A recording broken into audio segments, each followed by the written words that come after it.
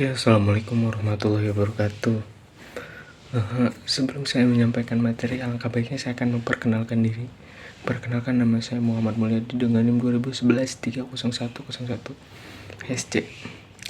Baik, sebelum saya menyampaikan sebuah tugas ya, atau rangkuman, saya akan sedikitlah menjelaskan suka dukanya belajar online. Baik,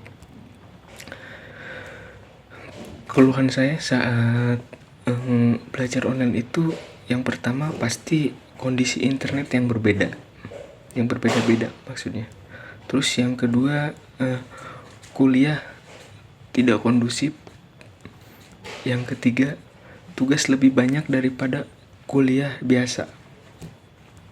4, mungkin perangkat yang enggak memadai. Yang kelima, ya mungkin cukup 4 sajalah. Terus sukanya itu yang pertama bisa belajar teknologi. Terus yang kedua itu kita bisa melakukan kapanpun dan dimanapun. Terus yang ketiga itu nggak perlu berdandan rapi, cukup sederhana aja gitu, sudah bisa mengikuti perkuliahan. Terus yang keempat itu hemat.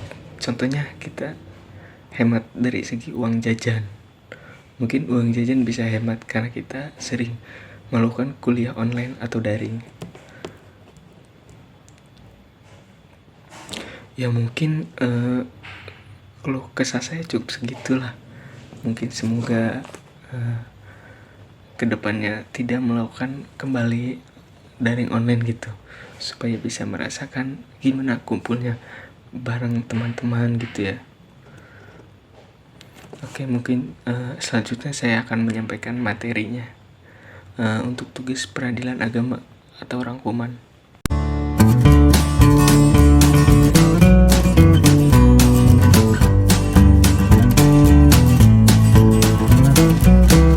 Materi baik dari kelompok pertama mungkin yaitu peradilan di Indonesia. Ketaatan atau kepatuhan terhadap hukum yang berlaku merupakan konsep nyata dalam diri seseorang yang diwujudkan dalam perilaku yang sesuai dengan sistem atau dengan sistem hukum yang berlaku.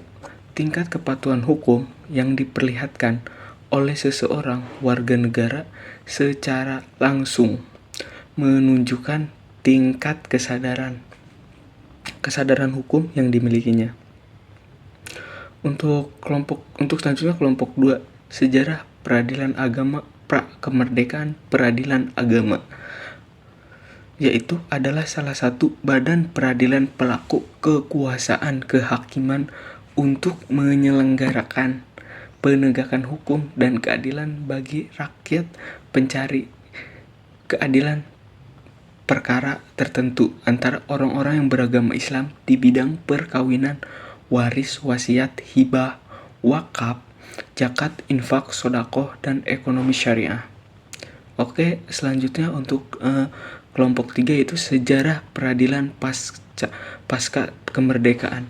Pada awal kemerdekaan Indonesia, pengadilan agama masih berpedoman kepada peraturan perundang-undangan pemerintahan kolonial Belanda berdasarkan pasal 2 Aturan Peralihan Undang-Undang 1945 yang berbunyi, segala badan negara dan peraturan yang ada masih berlaku selama belum diadakan yang baru.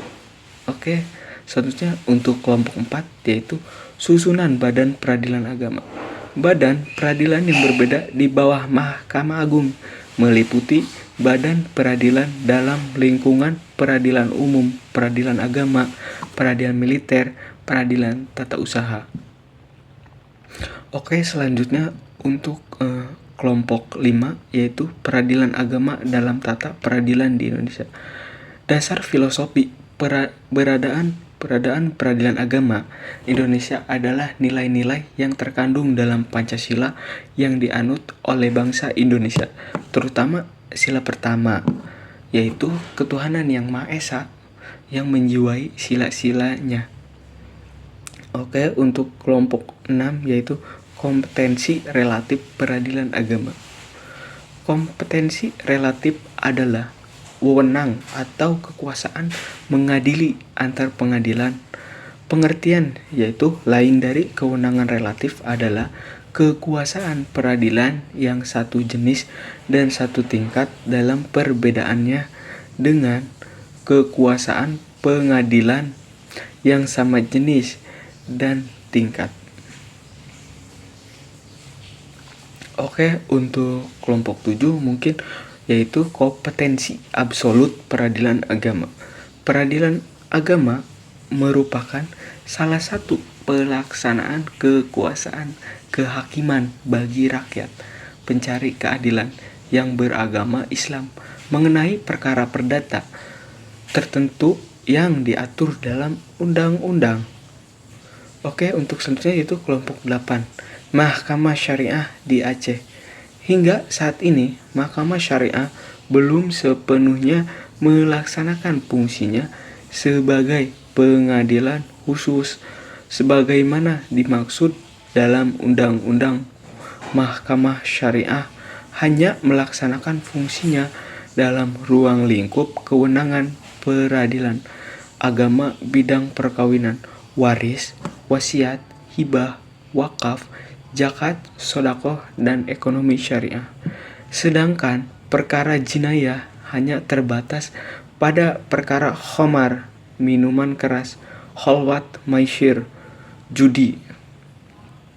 Oke, untuk kelompok 9, arbitrase syariah. Arbitrase syariah merupakan suatu mekanisme penyelesaian sengketa di luar pengadilan berdasarkan persetujuan para pihak yang berkepentingan untuk menyerahkan sengketa yang ditempuh melalui lembaga arbitrase syariah. Dalam hal sengketa tersebut merupakan sengketa yang berhubungan dengan sengketa bisnis syariah yang bersifat perdata secara umum. Oke, selanjutnya untuk kelompok 10 mungkin penyelesaian sengketa ekonomi syariah.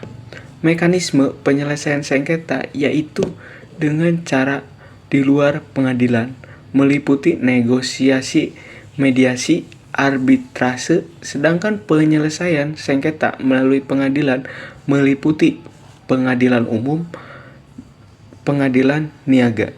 Oke, untuk kelompok 11 yaitu advokat dan kuasa hukum dalam peradilan agama. Advokat yaitu sebagai penegak hukum yang mempunyai kedudukan setara dengan penegak hukum lainnya dalam menegakkan hukum dan keadilan. Profesi advokat memiliki peran penting dalam upaya penegakan hukum karena setiap proses hukum baik pidana, perdata, tata usaha negara, bahkan tata negara selalu melibatkan profesi advokat. Oke, untuk kelompok 12 mungkin ini kelompok terakhir yaitu peradilan agama. MA. Putusan adalah produk pengadilan dalam perkara-perkara kontentiosa, yaitu produk pengadilan yang sesungguhnya. Putusan juga berarti keputusan pengadilan atas perkara gugatan berdasarkan adanya sengketa. Oke, cukup sekian dari saya. Kurang lebihnya mohon maaf apabila ada kesalahan, itu datang dari saya. Kalau ada kelebihan mungkin itu kelebihan saya. Oke, cukup sekian dari saya. Wabillahi taufiq wal hidayah. Wassalamualaikum warahmatullahi